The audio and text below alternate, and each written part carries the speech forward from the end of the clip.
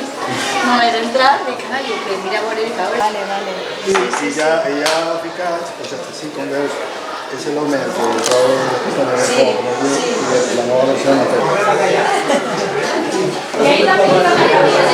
Informació sobre els incendis. Mira, mireu, tenen unes idees clares de què fer en cas d'incendi. Unes idees clares, d'acord? Entengueu? Bé. Sí, yo les podría comentar una cosa, no sé si la senyora vol dir alguna cosa. El Provincial de Bombers, aquesta faceta de Bombers a l'escola que fem també en col·laboració amb la Conselleria d'Educació.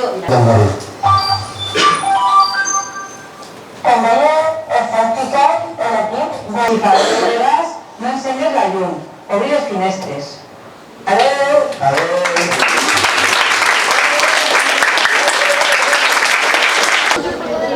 Vale. ¿Y a qué número? ¿A qué número llamaríais?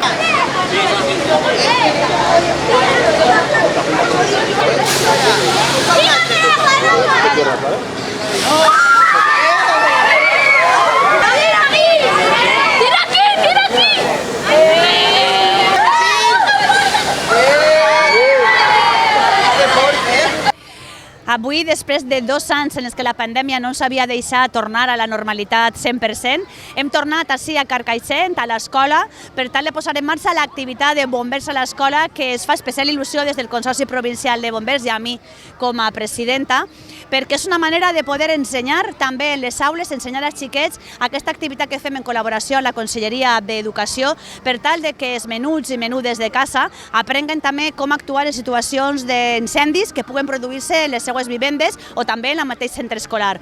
Aleshores, com que tenim claríssim que els xiquets i les xiquetes són esponges i que tot ho absorbeixen, quan arriben a casa poden explicar als seus germans, germanes, pares, mares, iaios i iaies com actuar en una situació d'emergència.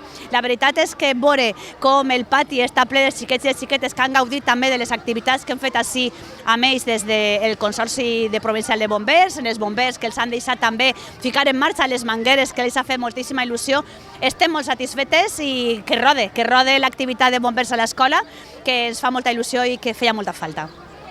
I ha vingut així a Carcaixent, al Col·legi Víctor Oroval i Tomàs, a presentar un vídeo que han fet per a ensenyança de 5è i 6è, que va acompanyar d'un còmic que han deixat en la biblioteca per llegir. El curs que ve farem junts en conselleria i arribarem a tots els col·legis, conselleria fica la seva part i nosaltres la nostra.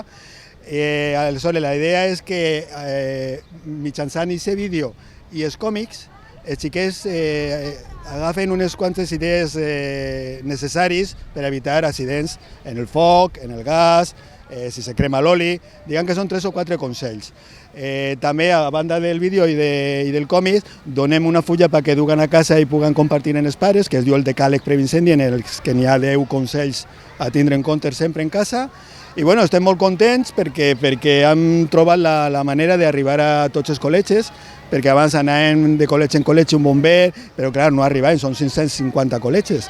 Però ara en aquest vídeo estem molt il·lusionats perquè tinguem esperança i confiança en que va arribar a tots els xiquets, que van a tindre ja des d'una edat temprana unes idees clares de què fer i no fer, i en això estem.